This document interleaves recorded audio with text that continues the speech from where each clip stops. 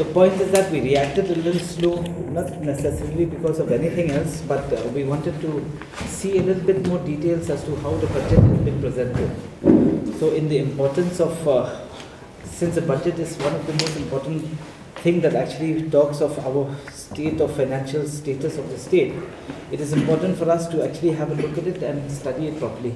So at this juncture, we would like to state that yesterday when our Honorable CM had read the budget, we had obviously intently stood and watched it with a lot of interest, and clearly we found out that the budget lacks certain vision and initiatives to overcome the current crisis that we had faced due to COVID.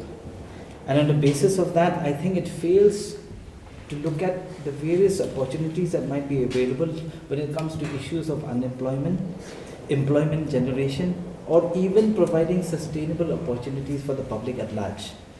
So these are some of the important things that we thought we should look at. He highlighted many on his achievements, okay? However, the fundamental of macroeconomics itself of the state that we could deduce at least from the budget had a lot of red flags. Now, some of these red flags that we saw is that the fiscal deficit itself has gone up, right? So it now stands at 1,849 crores, which is up from the previous year.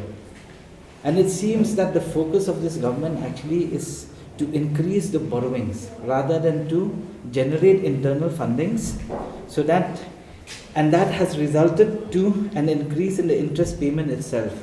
So we are saying that the increase in interest payment has gone up to 110 crores and also accompanied by loan repayment, which is 946 crores.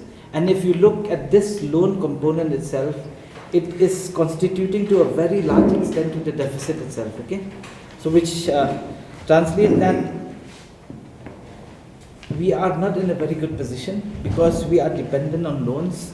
And the worst part is, not a major chunk, but a quite sizable amount of the loans that has been taken also is actually from more expensive sources.